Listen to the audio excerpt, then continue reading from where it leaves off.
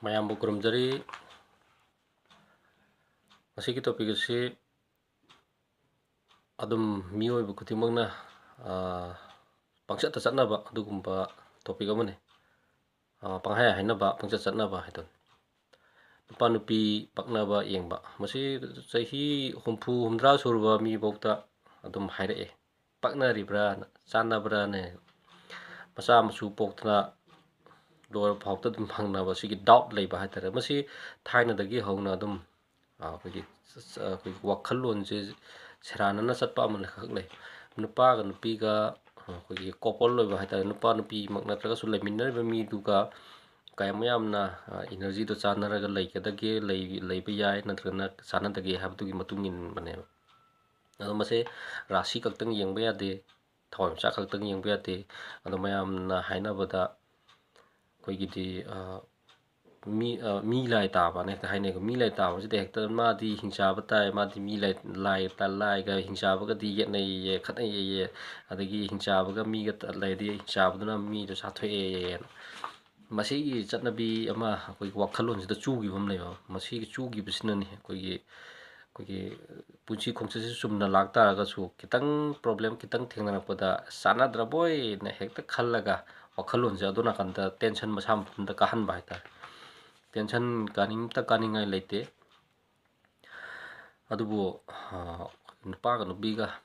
chanaba haibasida aikogi astrology gi oiba pota point taret point nipan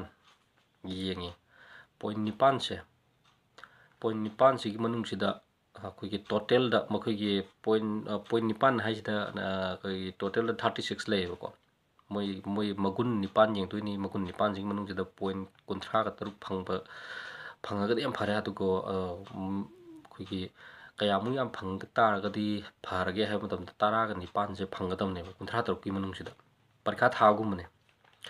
ado tara ga nipan phangda taragadi aikogi problem khara adum leiminaba matam da thokpa aikogi problem yamna chaw thokpa su yai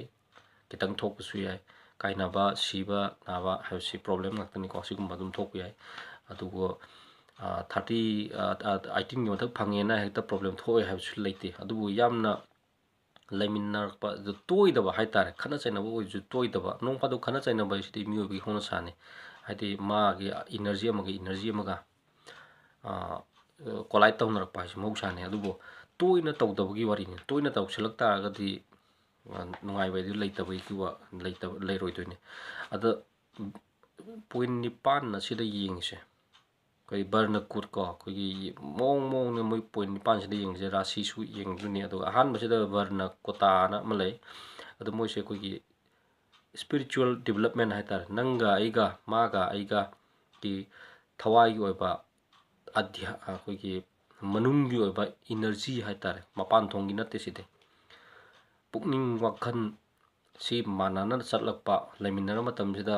adjustment tawba yagadra habki spiritual ki oiba part lambi ki oiba development se leigadra leirodra habdugi point phangbra sidai mu yengdoini adagi vaishek kota na lai sidina kogi natural haitara ai na polakpada yaujariba energy jiga mana polakpada yaujarakpa energy duga chanabra haite chatminaba yagadabra habdugi point khara amuk sida yengdoini adagi tara kutta na koisiju thawim sakte yengnu thawim sakki magun khara lei adagi thawim sakti magun amma koigi relationship haitare relation leina matamda kaya mo yamna hakchinna lawde taraina lawbra karimta khanbidabra habidu ki point che kayam point yaukta point phangta gati moi ki relationship to koigi hakchinna lawnarakaduni adagi keno point phangdragana adugi relation do point koigi hakchinna lawroidoni irai laithorokpa haitare adagi yoni kutta namlai yoni si yoni sina koigi siju thawim sakti yengkaduni thawim sakti yengbuse koigi keno thawim sakki magunje koi sada he pi ado sa sigi chanaba koigi sina sexual gi oiba pot lakadoine sexual oiba posida sa maga chanabra habtugi magunje sidaida thirakaduni adutena sidane koina sexual ki oiba problem ya ma thengnara ise sigi yoni kuta haiba pose point phangdawgine adagi graha baitra na malay sidi siju kogi relationship ko mi amaga nanga aiga maga lainagada relation do kayamu yamna session gadaba yagadage labor lay tabra do sidi point yeng dune phangdragana relation lay mari pharoi later point phangagana relation mari phangduine adikana kuta hana siju ibani punjallaga nanga aiga maga aiga punjallakanda energy amaka form tawniba adugi energy do afabada mathaklomda chikatpra makharomda chingdara ibra habju point phangagana mathaklom chingkale point phangdragana handar kadune boy haji sigi ani leminaraga kogi energy form do tawraroi dune are rasi kuta namlai sisna mai magi Mijeng hai tare ko aina tokthorokpa thabakta nungsidaba haibam ju leibani ai tokthorokpa thabakta nungsiba haibam ju leibani sikumagi polliba mongse rasi ki magun chele ada mina sakhang mai khangba mamala isingse haide haina odum leibani as poi matai manaw ide bo khana dum daw leiramne poi matai manaw ni ide yam nungsinabani haibam mayamne yengminaba sigi adagi aiga maga oitargasu mana tawri thabakse penjaba haibam su leibane adagi sauningba pangsaw sawba adu ju leibane